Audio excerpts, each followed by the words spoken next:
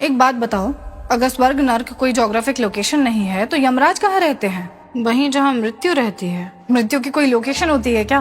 वो तो एग्जिस्टेंस का एक प्रिंसिपल है। इम्प्रेसिव। और ग्रेविटी कहाँ रहती है? हर उस चीज में जिसमें मास या वजन होता है। कैसी दिखती है? वो कोई टेंजिबल ऑब्जेक्ट थोड़ी ना है, लॉ ऑफ नेचर है। और यमराज क्या है? मृत्यु के देवता। और अगर मैं कहूँ कि उनका मृत्यु से कोई ज्यादा लेना देना नहीं है तो? पागल हो, गरुड़ पुराण नहीं पढ़ा? फिर से शब्दों पे अटक गई। चलो, अगर शब्दों की दहलीज पे ही भजन करना है तो कम से कम यम शब्द का अर्थ तो पढ़ लेती। मतलब? यम का अर्थ है नियम, संयम। कोई बत्ती जली? नहीं। 2 शब्दों से बने हैं यमराज।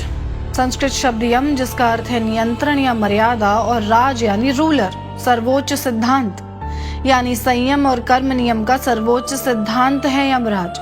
प्रकृति का अटल नियम है यमराज। कौन सा नियम? कि जो जन्मा है वो बदलेगा, जो बना है वो बिखरेगा, और जो अपने आप को शरीर मानता है वो मृत्यु भी अनुभव करेगा। मतलब यमराज भी रियल नहीं है? एक तो तुम्हारा रियलिटी का डेफिनेशन बड़ा अजीब है। अगर ग्रेविटी बिना देखे रियल हो सकती है, हर चीज पर अपना इफेक्ट एग्जीक्यूट कर सकती है, तो यमराज का एक कैरिकेचरिश एग्जिस्टेंस होना क्यों जरूरी है? जरूरत तो मेटाफिजिकल यमराज को भैंसे की भी नहीं है। वो क्यों फिर?